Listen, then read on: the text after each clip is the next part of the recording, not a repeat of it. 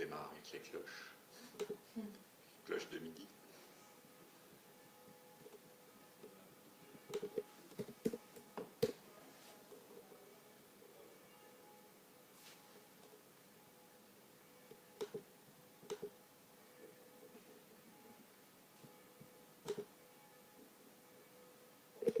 Alors bonjour aux 3 premières personnes qui nous rejoignent sur Facebook. On attend qu'il y ait suffisamment de monde sur Facebook et sur Instagram pour commencer ce live, comme chaque semaine. Bonjour Nadine.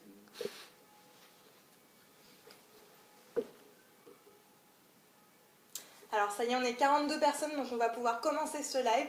Donc bonjour à tous, comme chaque semaine, je suis en compagnie du docteur vétérinaire Stéphane Tardif, qui est aussi notre rédacteur pour WAMIS. Bonjour Stéphane. Enchanté. Bonjour à vous qui allez suivre ce live en simultané sur Facebook et sur Instagram.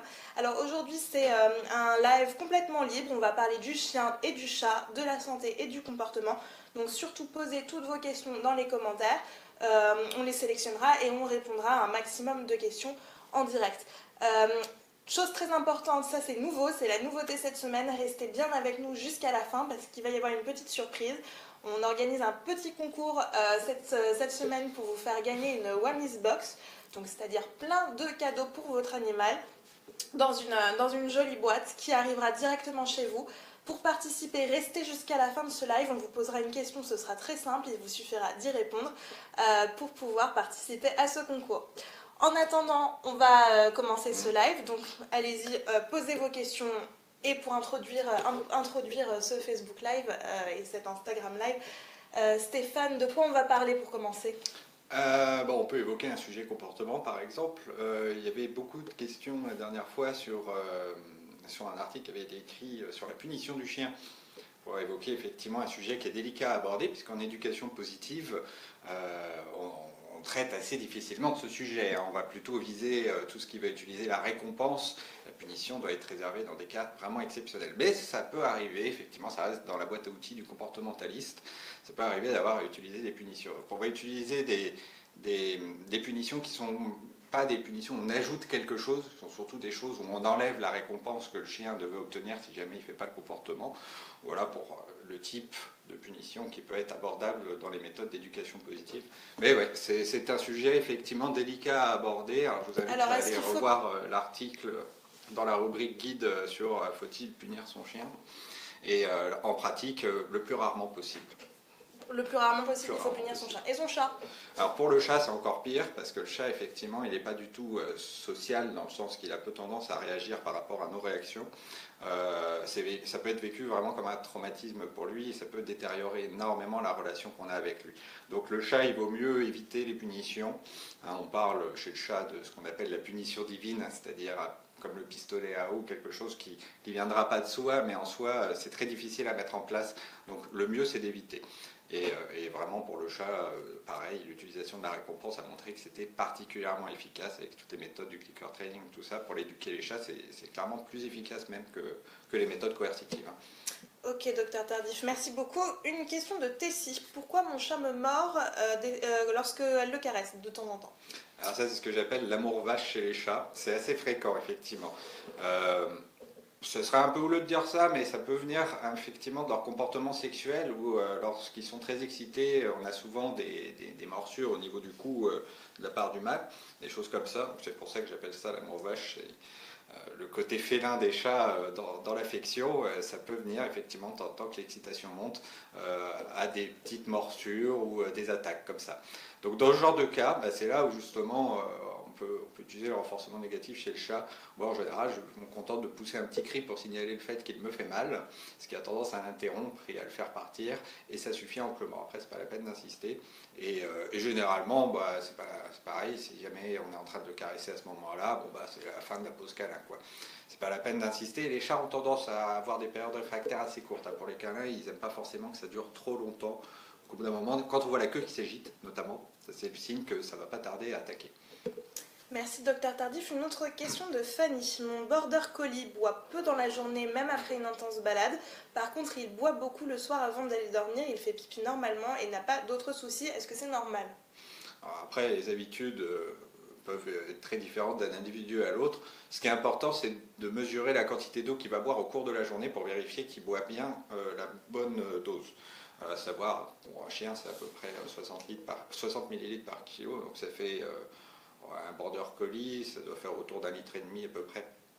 Donc 1,5 litre, 2 litres, voilà, vous mesurez dans la gamelle d'eau ce que vous mettez chaque jour et vous voyez ce qui reste à la fin pour avoir une bonne estimation, sachant que s'il boit trop, c'est plus de 2 fois cette quantité. S'il ne boit pas assez, il faut voir aussi autour de la moitié, les 3/4. À partir de là, si jamais au niveau de la quantité c'est bon, savoir à quel moment il le prend n'a pas tellement d'importance. Ce qui est important vraiment, c'est la quantité bue par 24 heures et que ce soit à peu près régulier, c'est-à-dire à peu près au cours d'une journée qu'il boit cette quantité. Voilà. En tout cas, n'hésitez pas à changer régulièrement la gamelle d'eau de votre chien pour qu'il ait toujours de l'eau propre, de l'eau renouvelée. Ça, c'est important. La fraîche. qualité de l'eau, parce que si jamais vous laissez l'eau s'évaporer dans la gamelle, ça concentre les ions, ça fait des eaux très très riches. Donc il ne faut pas hésiter vraiment à la changer tous les jours. Et d'ailleurs, en ce qui concerne la gamelle, vous préconisez quel type de gamelle? Alors plutôt les matières inertes comme le verre ou l'inox, éviter le plastique qui ont tendance à agripper les odeurs. L'eau, ça a une odeur, même si nous on ne la sent pas. Les animaux la sentent, et l'eau du robinet ou les eaux minérales, tout ça ont des odeurs très différentes. Avec, avec les matières inertes comme le verre, la céramique aussi, ou l'inox, vous n'avez pas des problèmes liés aux odeurs. Merci docteur Tardif. Une autre question d'Isabelle. Bonjour, la minette de notre fils ne le laisse pas dormir la nuit. Elle lui mord les pieds, il la met dans la salle de bain pour pouvoir passer une nuit tranquille. Est-ce bien ou pas? C'est malheureusement souvent la seule solution qu'on a avec les chats, car il faut bien se rendre compte que le chat est un animal qui a une activité nocturne et diurne, c'est-à-dire qu'il s'occupe toute la journée, le jour et la nuit. Concrètement, le chat, c'est un cycle très court. Ça mange toutes les 2 heures et donc toutes les 2 heures il va se mettre en chasse entre guillemets pour aller faire un petit coup de gamelle, éventuellement faire ses besoins et jouer un petit peu, enfin avoir de l'activité. Et il va faire des petites pauses, des sommeils très très courts. Donc au milieu de la nuit, c'est assez fréquent que les chats se réveillent et aient d'activité. Des fois ils viennent nous embêter aussi parce qu'ils ont souvent avec nous un côté un peu social et l'envie de jouer. C'est aussi comme ça d'ailleurs qu'ils matérialisent leur activité de chasse. Donc se faire réveiller par le chat la nuit est assez fréquent. Il n'y a pas grand chose à faire pour empêcher son chat d'avoir de l'activité la nuit. Il ne dormira pas la nuit, c'est son comportement naturel. Donc pour ça il faut lui donner de l'activité. Donc laissez-lui des jouets à disposition. N'hésitez pas à faire en sorte qu'il ait sa nourriture aussi à disposition toute la nuit en donnant suffisamment pour qu'il tienne pendant la nuit, ou alors avec des distributeurs. Mais ça, c'est très important pour qu'il ne vienne pas vous déranger. Et si malgré ça, il vient quand même vous déranger, il n'y a pas d'autre solution que de s'isoler. Ça, c'est vrai. Alors après, l'enfermer n'est peut-être pas forcément la meilleure. Pour moi, je préconise plutôt de nous enfermer nous.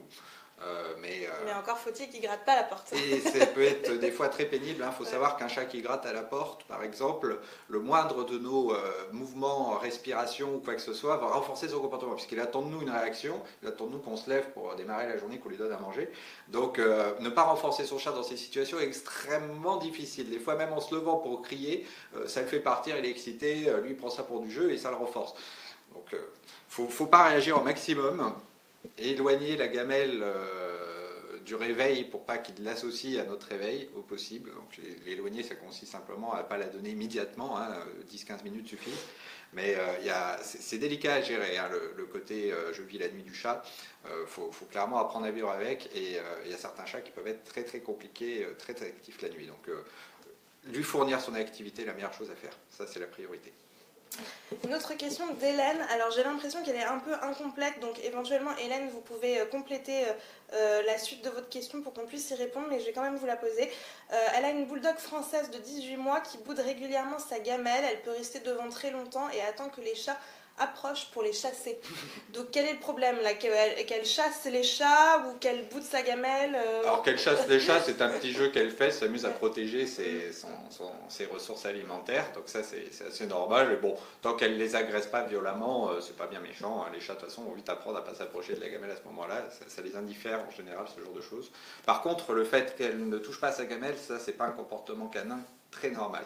Parce que chez les chiens, ils ont tendance à être en groupe, en meute, et donc à manger tous la même chose, ou en tout cas la même proie. Donc c'est premier arrivé, premier servi. Ils ont vraiment un comportement alimentaire qui consiste à avaler le plus vite possible les choses qu'ils ont sans mâcher, sans rien, et parce que effectivement, il y a de la concurrence autour de l'aliment. À la maison, ça se matérialise par le fait que normalement, on ne donne pas la gamelle du chien à volonté. C'est-à-dire que quand il ne mange pas, on lui retire la gamelle, et si jamais il n'a pas tout mangé, il mangera le reste demain. Il faut savoir que le chien peut largement jeûner, beaucoup plus que le chat, parce que le chat, lui, il a un cycle court. Le chien, c'est l'inverse. Lui, il est capable de jeûner pendant de longues périodes prévues, parce qu'il chasse de grosses proies, donc il ne les chasse pas forcément tous les jours. Et donc, un chien peut ne pas manger pendant 24 heures sans problème. Et il y a certains chiens, effectivement, notamment quand ils ont les gamelles à volonté, qui vont grignoter un petit peu, mais qui, si jamais on leur sert pas de gamelle pendant 24 heures, ou même si on sert à ce moment-là, ils ne vont pas forcément y toucher. Donc moi, la solution que je préconise pour ça, c'est justement de lui retirer la gamelle. Vous lui servez pendant 10 minutes, vous lui montrez bien, vous l'enfermez dans la cuisine s'il faut, et au bout de 10 minutes, vous lui montrez bien aussi que vous enlevez la gamelle, et à ce moment-là, vous lui servez éventuellement 12 heures après pour la première fois, vous faites un service tous les 2 jours. Comme ça, il va bien comprendre qu'il a la gamelle que pendant un temps limité. Vous allez voir qu'en général, ça prend 48 heures, qu'au bout de 2-3 présentations et quand il commence à avoir faim, il comprend que la gamelle, elle est disponible que pendant un temps limité. Il mange ses croquettes au moment où vous lui servez, tout simplement. C'est sûr que s'il les a à disposition... Mais peut-être que son alimentation ne lui convient pas aussi. Alors, il y a peut-être un point à vérifier à ce niveau-là, que l'alimentation soit pas forcément très intéressante pour le... Mais autant les chats peuvent être très difficiles sur la nourriture, autant les chiens en général, quand ils ont faim, ils mangent. C'est justement un animal qui est beaucoup moins délicat sur la nature de ce qu'il mange. C'est un charognard opportuniste au niveau alimentaire, donc il a tendance à prendre un petit peu tout ce qu'on lui donne. D'ailleurs, si on lui donne... L'aliment a un intérêt absolument dément, quel que soit le type d'aliment, déjà de base. Donc, pour ça, c'est plus... Mais certains chats sont plus difficiles que d'autres. Il y a des difficultés, ça c'est clair et net. Il y a des tempéraments chats chez les chiens, et bon, je ne veux pas faire... On est peut-être sur aussi un cas d'un chien très capricieux qui a... Il faut savoir que plus vous fournissez de la variété et de la diversité à votre chien, plus il va avoir tendance aussi à la réclamer, à faire le difficile. C'est assez naturel finalement. Donc, il y a une... juste milieu à évoquer, et il faut savoir gérer en fonction du tempérament de son chien. Les chiens capricieux, effectivement, il ne faut pas hésiter à, comment dire, pas leur mettre la pression, mais par exemple, si à un moment donné il ne mange pas, tant pis, il ne mange pas.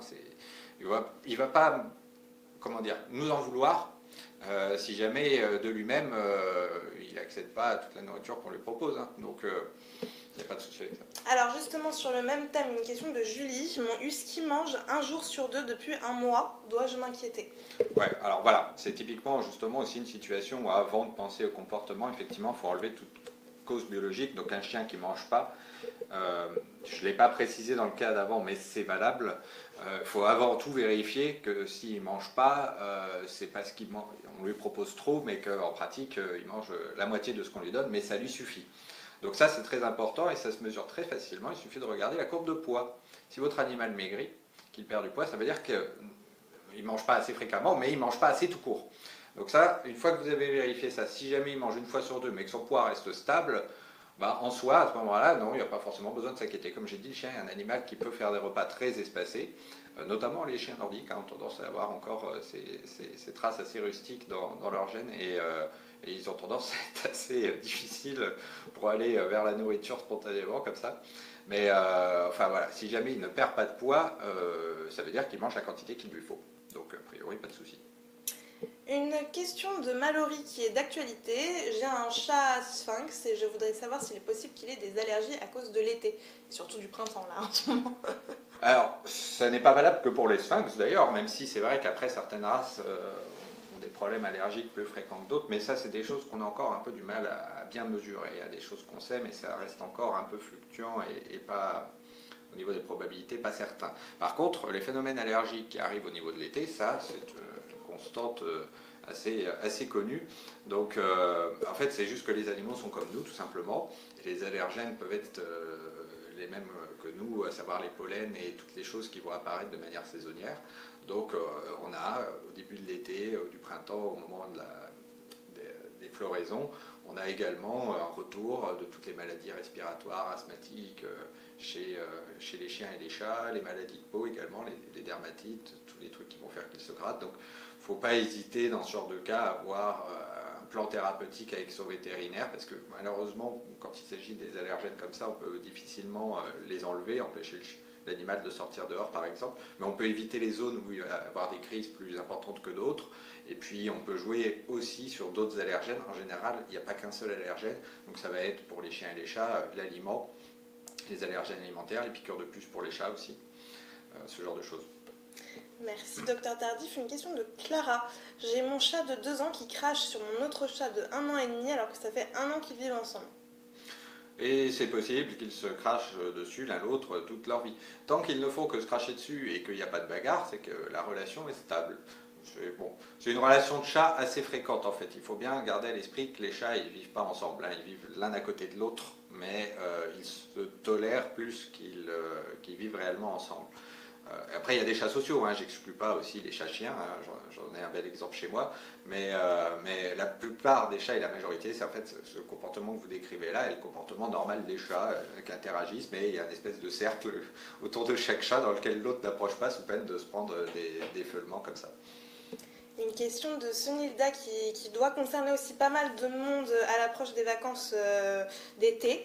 Elle doit emmener son chat en avion le mois prochain. Elle voudrait des conseils pour le préparer mentalement et physiquement à passer une journée entière dans son sac de transport et à supporter l'avion.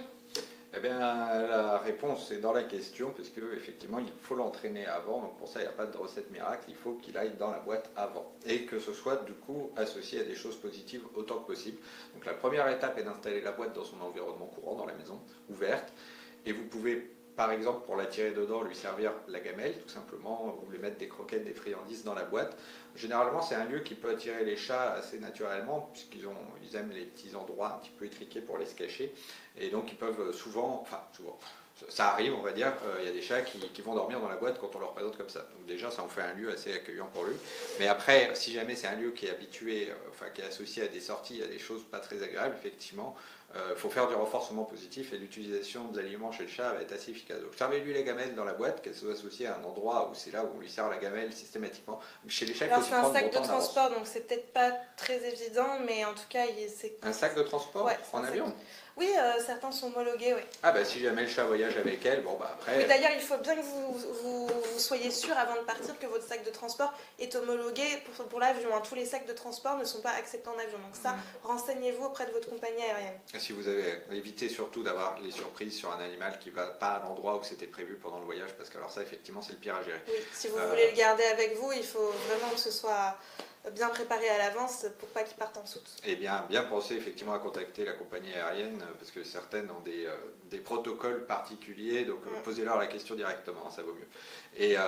Et au niveau du comportement, donc ça, l'entraîner avec la boîte d'une part, côté alimentaire, pas hésiter à lui faire du coup après des voyages, une fois que vous l'avez installé à la maison, qui rentre dedans, qu'il est sensibilisé à la boîte, vous l'emmenez dehors, pareil, avec des récompenses que vous donnez au cours du voyage. Enfin bref, vous faites des balades et de la boîte et du fait de bouger dans la boîte quelque chose de positif. Ça peut être un travail qui peut être très très long. Pas sûr que vous ayez forcément le temps avant le voyage. Ça peut prendre des mois, des fois, avant qu'on obtienne un chat qui soit vraiment à l'aise dans la boîte et qui prenne du plaisir.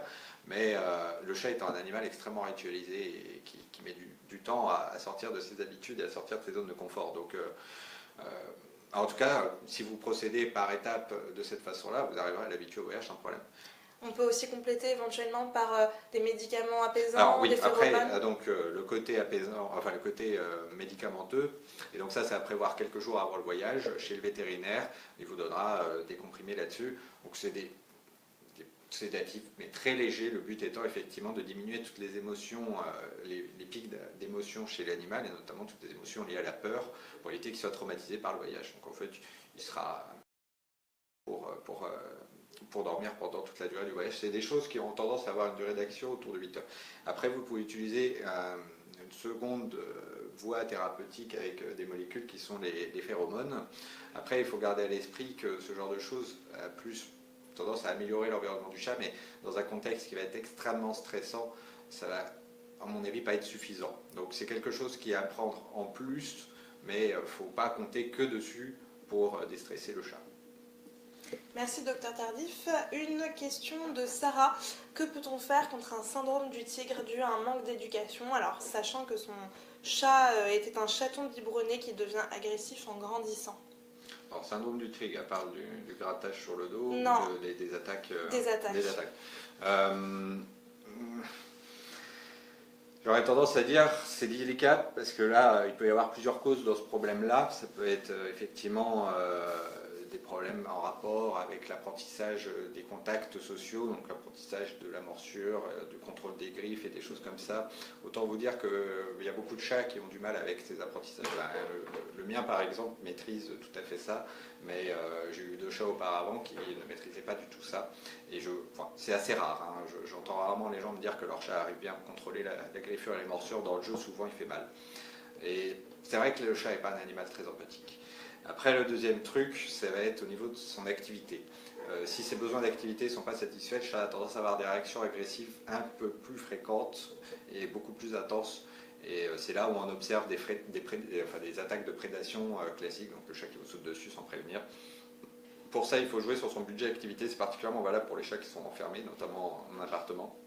Donc lui fournir des jouets, lui donner de l'activité dans la recherche de l'aliment, par exemple, vous allez cacher les croquettes, cacher les gamelles, lui donner des fun boards, les gamelles avec forme de labyrinthe qui va l'obliger à travailler un peu sa cognition et vraiment jouer sur son budget actif. Le chat est un animal qui passe sa journée éveillée à chercher des souris dans la nature. Donc qui passe sa journée en fait vraiment très très actif. On n'a pas l'impression comme ça parce qu'en fait il passe son temps à regarder et en fait il est à l'affût. Mais son activité va se déclencher sous forme de quart d'heure folie, donc des phases vraiment d'attaque très intenses. Et à ce moment-là, il se donne à fond. Et si jamais on ne lui donne pas de quoi s'exciter à ce moment-là, c'est nous qui allons prendre. En fait, il va nous chasser. Nous. Donc des jouets. Restez bien avec nous, en tout cas dans quelques minutes on va vous faire gagner une One Miss Box via un tout petit jeu, un mini quiz. Donc ce sera dans quelques instants, juste le temps de répondre encore à quelques questions et puis voilà, donc restez avec nous. Qu'est-ce qu'on va poser comme question? Juliette, bonjour, mon chat fait dans sa litière mais aussi en dehors et dans d'autres pièces, que faire? Ah, ça c'est un grand problème, la malpropreté, c'est des questions qui reviennent très souvent. Les chats sont des vraies princesses avec leur litière. Alors ça c'est bien un truc à retenir, c'est que, enfin en même temps c'est normal, on va les comprendre, nous aussi on n'aime pas utiliser les toilettes quand il y a déjà des choses qui sont dedans par exemple. Hein. Donc le chat c'est pareil en fait. Donc la règle déjà, si vous avez plusieurs chats, il faut bien qu'il y ait plusieurs litières, hein, qui puissent éventuellement séparer s'il faut. Alors, des chats ils vont séparer les litières par chat, il y a des chats ils vont séparer les pipis, les caca, bon ça dépend des préférences. Mais on recommande d'avoir N plus 1 litière, N étant le nombre de chats, donc si vous avez 2 chats, ça fait 3 litières. Ensuite, il faut faire gaffe aux granulés. Le type de litière que vous utilisez, l'odeur qu'elle a, ça a un impact aussi. Donc il y a des chats, des fois, le simple fait de changer le granulé, et puis ils vont arrêter d'aller à l'extérieur pour aller dans la litière. Pensez à bien placer les litières, à des endroits un peu isolés, pas au milieu d'une pièce, etc. Et puis du coup, si vous en avez plusieurs, ne les mettez pas à côté, parce que le chat aime avoir plusieurs endroits où éliminer en fait. Donc c'est assez fréquent que même s'il a la litière, il aille en trouver un autre, le pot de fleurs, le canapé, les chaussures, enfin tout ce qui absorbe et qu'il peut gratter, ça va être des endroits qui vont l'attirer. Il faut aussi changer très souvent la litière. Voilà, il y a des ça chats c'est qui... la base aussi. Voilà. La matière propre, donc ça veut dire vous enlevez les cacas quand ils arrivent, quand vous les voyez autant que possible. Les pipis aussi et des litières absorbantes, ou bien vous les changez régulièrement, en les désinfectant aussi pour bien enlever les odeurs. Et puis, parce qu'il y a des chats qui ne veulent pas y retourner à partir du moment où il y a eu ne serait-ce qu'un pipi dedans. Quand je dis princesse avec le pipi et le caca, c'est dément. Ouais. C'est exactement ce que vous dit Elisa. À peine il a fait un pipi dedans, il y fout plus une patte. J'avais un chat comme ça justement, il faisait ses cacas dans la litière, mais il mettait les 2 pattes de derrière sur le bord, et il mettait pas une patte dedans. Il faisait ça depuis le rebord, puis une fois que son caca était tombé dedans, pas question qu'il gratte, hein, attention, il était trop précieux pour ça. Puis après il n'en revenait plus. Hein. Donc, et le dernier truc, c'est justement ça, c'est les litières couvertes ou pas couvertes. Il y a des chats qui détestent être enfermés dans leurs odeurs et qui donc refusent d'aller dans les litières couvertes. Et à l'inverse, il y a des chats qui détestent être vus pendant qu'ils font leurs besoins, qui vont aller dans les litières couvertes. Donc voilà, il y a vraiment, il n'y a pas la bonne méthode, il y a les goûts des chats et c'est des princesses. Donc, il faut faire ça, très attention à ça et pas hésiter à tâtonner pour trouver un peu le mode qui lui convient. Encore une autre question qui concerne les chats, on a beaucoup de questions chats. C'est une question de Lynn. Un de ses chats lui fait de drôles de cadeaux, elle lui offre des oiseaux morts. Voilà. Est-ce que c'est normal? Oui, c'est parfaitement normal et c'est un chat qui réalise ses instincts de chasse dont je parlais tout à l'heure. Parce qu'effectivement, les besoins alimentaires du chat, en termes de souris, ça fait 10 à 12 souris par jour. Les souris, c'est pas très calorique. Donc 10 à 12 souris, vous imaginez, ça fait une toutes les 2 heures. En fait, il passe sa journée à les chercher. Donc l'activité naturelle du chat, du moment où il est réveillé jusqu'au moment où il dort, 2 heures après, ça consiste à parcourir son espace de vie, territoire, et puis quand il tombe sur une souris ou un oiseau ou un insecte, une petite proie, il saute dessus puis il la mange. Sauf que, comme nous, on a l'habitude de les nourrir avec les croquettes, ils ont l'habitude de manger que ça, et ils ne pensent pas forcément à s'alimenter sur la proie qu'ils vont chasser. Un autre réflexe très fréquent des chats consiste à ne pas manger la proie qu'ils viennent de chasser là où ils l'ont prise. Si elle s'est fait choper là, c'est que c'est un endroit qui est exposé et le chat est un prédateur, mais aussi une proie, il fait que 4 kilos, il est tout petit, donc il va aller se cacher lui aussi, une fois qu'il a attrapé sa proie, ni vu ni connu, il s'en va, il va à un endroit qui est sécurisé pour lui, et il va la manger. Donc en fait, c'est pas tant des cadeaux qu'il nous rapporte que lui, il va manger là, enfin, ou en tout cas, il va rapporter le trophée de sa chasse à l'endroit où il se sent le plus apaisé pour ensuite jouer avec éventuellement, et parfois la manger. Hein. Il y a aussi des chats qui, des fois, n'en laissent que des morceaux. C'est très, très variable. Mais en tout cas, voilà, gardez à l'esprit que votre chat exécute ses besoins naturels et que ça reste une bonne chose aux grandes dames de la proie, malheureusement, qui s'est fait attraper. Une dernière question, ce serait une question chien de Slama. À quel âge on doit commencer le dressage d'un chiot bichon maltais? Alors, pour moi, il n'y a techniquement pas d'âge pour commencer l'éducation. J'aime pas trop le terme de dressage, donc je préfère parler d'apprentissage et donc d'éducation. Après, les apprentissages démarrent très tôt. Bon, on va éviter de parler de la phase néonatale, c'est-à-dire tant que le chien n'a pas les yeux ouverts, parce qu'effectivement, là, les apprentissages sont quand même assez limités. Mais à partir du moment où il ouvre les yeux, il commence à réaliser beaucoup d'apprentissage et ça va très vite. Alors après, c'est comme nous, hein, il n'est pas capable de tout apprendre très vite. Mais la propreté chez le chien, ça arrive entre 2 et 4 mois. Bon, 2 mois, c'est tôt, mais à 4 mois, vous avez la plupart des chiens qui peuvent être propres, ce qui est dément, hein, parce que nous, à 4 mois, on est tout juste capable d'apprendre à reconnaître nos bras et nos jambes comme étant les nôtres. Hein. Donc non, ça peut apprendre très vite, et donc il ne faut pas hésiter dès le départ, en fait, à lui montrer les bonnes choses à faire. Par exemple, sur la propreté, justement, la technique qui consiste à l'autoriser à faire à la maison, puis ensuite lui interdire, je ne trouve pas ça très pertinent. Autant directement faire du renforcement positif sur le chien qui va s'exécuter dehors. Et en plus, un chiot, c'est plus facile de le savoir, puisqu'il va s'exécuter et faire ses besoins au réveil, après les gamelles, de manière quasi systématique. Alors, je peux vous dire que si vous faites la fête à votre chiot, avec plein de grands bruits, de récompenses, etc., dès qu'il fait ses besoins dehors, il va très vite apprendre à les faire. Vous aurez un chiot propre à 3 mois. Et aussi, autre chose très importante, c'est de lui apprendre son prénom dès que vous l'avez. Dès ces 2 mois, dès votre première rencontre, apprenez-lui son nom. Et pour associer d'ailleurs ça, ne pas hésiter, vous l'appelez et vous marquez bien le nom avec toujours la même tonalité de voix. Ça c'est très important parce que les chiens reconnaissent... Et un ton joyeux. Voilà, et évidemment très enjoué.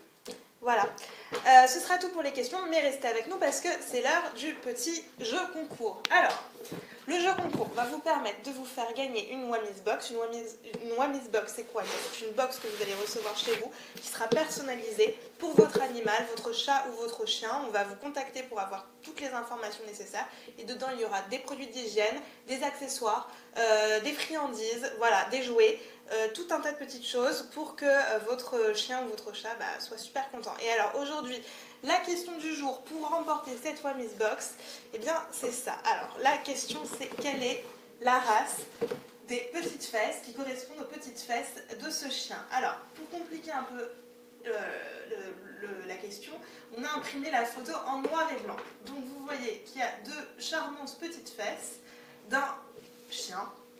On voudrait savoir quelle est la race de ce chien. Vous avez quelques minutes pour jouer avec nous. Donc là, c'était pour Facebook. Maintenant, je montre pour nos amis d'Instagram. Ouais, j'aurais tendance à dire bonne chance. Hein. Mais allez-y. C'est curieux de voir.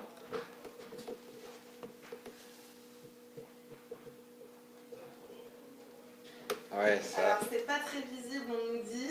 C'est vrai que la lumière n'est pas terrible.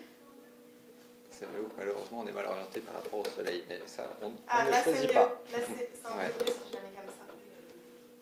Quelqu'un a trouvé? Alors, notre community manager me dit que quelqu'un a trouvé.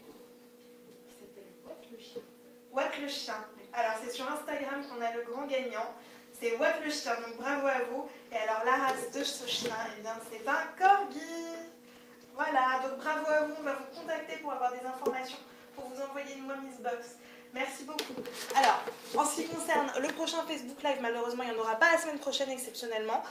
Mais en tout cas, vous pouvez poser toutes vos questions, aussi bien sur votre chien ou votre chat, dans la rubrique questions-réponses de Wamiz. Le docteur Tardif ainsi que toute la communauté Wamiz y répondront avec le plus grand plaisir. Et on vous retrouve, comme d'habitude, sur wamiz.com pour connaître toute l'actualité des animaux de compagnie. À bientôt et bonne journée. Au revoir.